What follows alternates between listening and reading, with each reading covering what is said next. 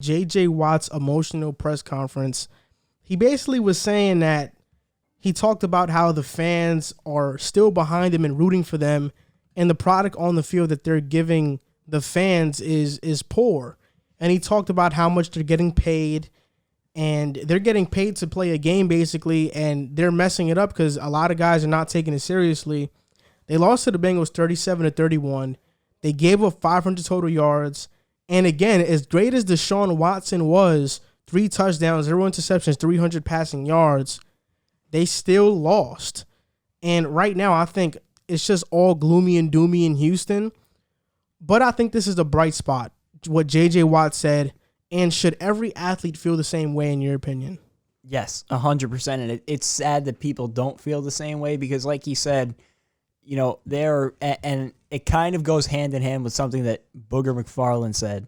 I think a lot of stuff that he says is ridiculous, but he said something very true the other day about Dwayne Haskins and how some players come to the league and they're so worried about everything else instead of just going in, getting better, working hard for their team. And Dwayne Haskins seems like another guy who fell into the trap of, you know, everything that comes with playing. But you look at these guys and some of them get to this level and they just rest on their laurels. But J.J. Watt is a perfect example of a guy who has never taken his foot off the gas pedal. And if every player in the Texans organization could play at the level of J.J. Watt or can work at the level of J.J. Watt, I promise you they would not be in the situation that they're in right now. And it's a shame. I've joked about it with my friends. We got to free Deshaun Watson because he doesn't deserve the situation that he's in right now. You look at his numbers, any team with a quarterback playing that well should maybe not be in playoff contention, but should at least be going out competing week to week. And, you know, we're looking at this Texans team like a joke.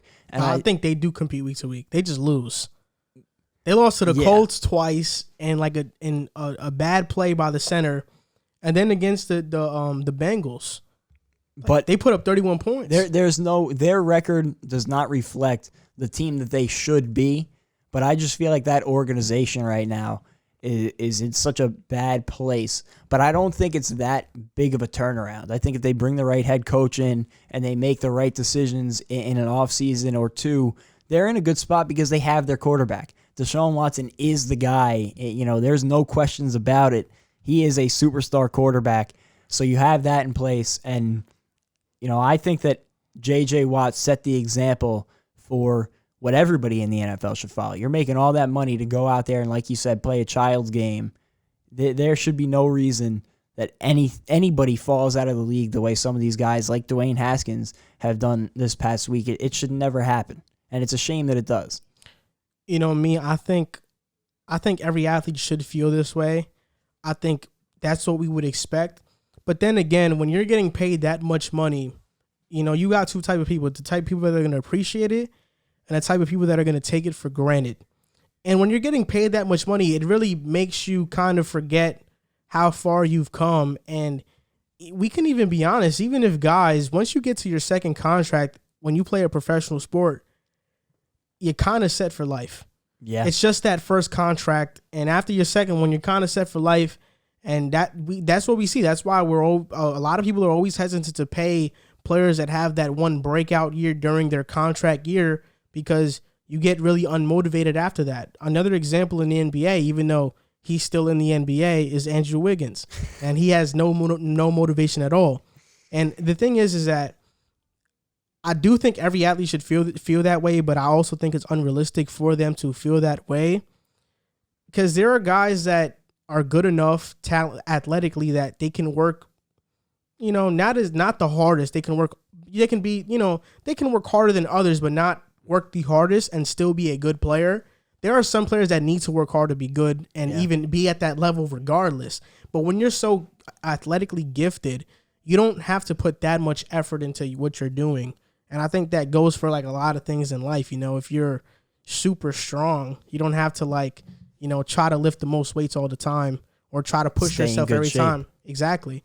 If you have a great metabolism, you don't have to, watch what you eat as much as other people. So, I mean, that goes for everything. But when you talk about the Texans and the turnaround, I think it is a long turnaround. I think this turnaround is 3 to 4 seasons. The biggest problem is they don't have their picks. I think the biggest problem is... And their money situation is also terrible. Yeah, their cap, I think, to me, is their biggest problem. And Bill O'Brien is single-handedly ruined that organization for the next couple of years. You're paying David Johnson a lot of money. You're paying Brandon Cooks. You probably have to sign Will Fuller because you don't have anybody on that roster outside of him. J.J. Watt's getting paid too.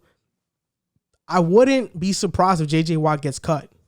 Yeah, and it's a next shame. season or after this one, because I believe that if they cut him, I'm not sure if it's this season or next season, they'll save about $13 million. He's still a great player, but his production is slowly decreasing year by year, and the money that they're paying him is just crippling. And there's a couple guys that you mentioned that are just killing that salary cap number, and it's not even guys that are making that big of an impact. So the cap situation is really bad, but you said it, Bill O'Brien really ran that organization into the ground. I don't know whose idea it was to give him the keys in the first place, but that was the biggest mistake they could have made. I mean, the idea was somebody that wanted to do it the Patriot Way. We've seen that way fail a bunch of times. In Detroit, it failed. On the Texans, it failed. You can mention other places too. Even in New England, as much as it was good for them, look at now. They lost Tom Brady, and all the flaws are getting exposed. You know, it's a very nice idea, you know, looking at it, but when you actually put it into action, coaches are not the people that should be making the decisions up top. You know what's the thing, though, about the Patriots is I think that they're not as bad as people like to think they are in terms of position because they had the most opt-outs in the NFL. Stephon Gilmore just got injured. I think he's out for the year now. And they have the most cap space in the league. I think the third most next season. So this for them could be a very quick turnaround. And like Bill Belichick said, I mean, he sacrificed a lot of money and salary cap in order to win the Super Bowl. Yeah. And that's what they did. And they won. Yeah. So it went right in his way. This is one bad year. They can easily turn it around next year. Yeah, and he said it's the absolute truth.